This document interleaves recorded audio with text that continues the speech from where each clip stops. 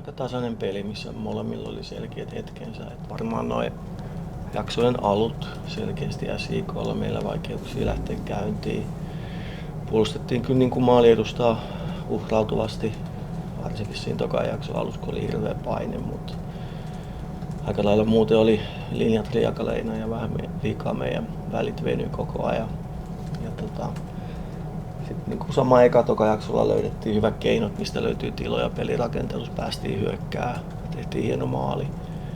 Olisi ehkä ollut tehtävissä toinenkin, mutta sitten taas SJK oli niillä hetkillä parempi. Ehkä semmoinen tietynlainen henkinen väsymys näkyi tänään, että tehtiin yllättävän paljon ihmeellisiä virheitä. Että ehkä ensimmäinen maalikin menee vähän kommunikaatiokatkokseen ja viime hetkellä menetetään palloa ja tällaisia niin kuin pieniä virheitä. Että kyllä tässä aika kovilla ollaan oltu ja ollaan nyt iloisia, että elokuu päättyy ja pelaajat pääsee ansaitulle vapaalle, koska ne on kyllä taistellut tosi hyvin ja on pelattu silti koko ajan hyvällä tasolla. Media. Joo, sarjatilanne on aika mielenkiintoinen. Taitaa olla nyt niin, että kärkinelikko on 2-3 pisteen sisällä tällä hetkellä. Mitä ajatuksia sulla on siitä? Ainakin niin jalkapallofanien näkökulmasta tilannehan on aivan loistava, mutta mitä coachi tuumaa tuollaisesta tilanteesta? Onhan se aika mehukas. Jokaisella pisteellä ja jokaisella maalilla voi olla niin kuin merkitystä ja varmaan tulee niitä viime hetken maaleja, niin kuin tänäänkin on tainnut tulla. Että ihan mukavat asetelmat. Mutta joo, on saatu vahvistettua ryhmää ja tänäänkin nähtiin osa heistä ja ollaan aika tyytyväisiä, että voidaan niin kuin lähteä kuitenkin lomalle. Että meillä on 18 ehjää laadukasta ja muutama on vielä kotona, niin ihan hyvillä mielin. Tietenkin teidän europeli ruuhka, joka tietenkin jatkuu sitten lokakuulla niin siitä eteenpäin, niin kuinka hyvältä tämä maajoukkuetauko nyt tuntuu ja kuinka tervetullut se on teille, koska teillä oli tähänkin matsiin siis käytännössä 2-3 päivää valmistautumisaikaa, matkustamista ollut paljon, niin kerro vähän tuosta joukkueen niin freshistä tilanteesta, kuinka freshia te olette ja kuinka freshia ne palaatte lomilta?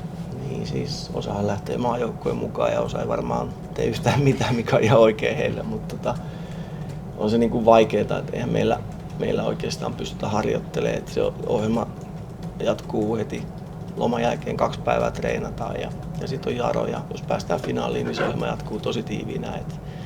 Toivotaan, että poikien jänne kestää ja sitten tavallaan meidän valmentajan pitää miettiä niitä minuutteja ja vähän niin kuin kuntouttamismielessä, että kun ei oikeasti pystytä harjoittelemaan, että se on vaan fakta. Mutta tänään näkyy, että ehkä näkyy Midtjyllantia vastaan totta kai vähän väsymystä, kun oltiin takamatkalla, ei enää ollut mahkuja ja siinä on niin kuin vaikea enää löytää keinoja tai virtaa.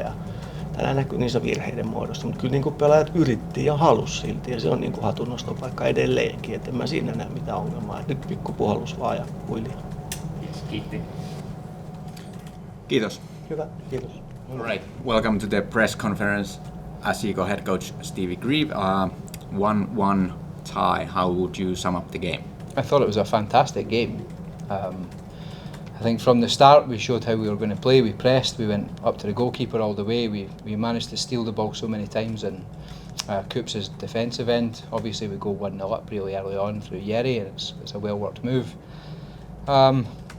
Coming out of scoring in the first 10-11 minutes, you'd expect KuPS to push back a little bit. They did. It was a good ball to the back post and Savalainen's done well and they've scored from it across the goal. After that I thought it was mostly us creating chances the whole first half. I think we should have been ahead at half time. We had enough chances to get it to 2-1. And in the second half, I think the first 15 minutes of the second half we were pretty much in and around their box the whole time. We had enough chances. I think they've blocked 2 on the line. We've missed a couple of really good chances in and around the box. I think maybe the last 10 minutes KuPS had some pressure and some balls in the box, but overall I think certainly from our perspective, it's a really good performance. Obviously, you can't control the result. In these sort of games, we need to take our chances when we've got them. But credit to the boys. I thought their work rate was fantastic. The way they played for 90 minutes was great, and I feel like we deserve to win the game. Meri.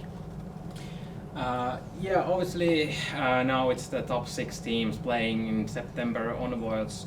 But how would you summarize the regular season from your side? Because it really looked like that you developed your game during throughout the regular season. But how would you summarize it? I think we have more goals than last season after 27 games. We've done that after 22. We have more points than last year after 27 games. We're on 41. Last year we had 40 after 27 games. We have more wins than last season already. The goal difference is better. So I think by every kind of measurable metric we've improved, despite what people kind of thought about us in January. Everybody said the same sort of thing. It would be an achievement for us to qualify for top 6 and be in that sort of the fight to qualify for top 6, but you know, we're not far off the top. It's closer to the top than we are to the team behind us. So I think by everything that's measurable we've improved, but anybody who came to the game today can see, you know, visually the game's improved, it's evolved, the players have taken massive steps forward over the season.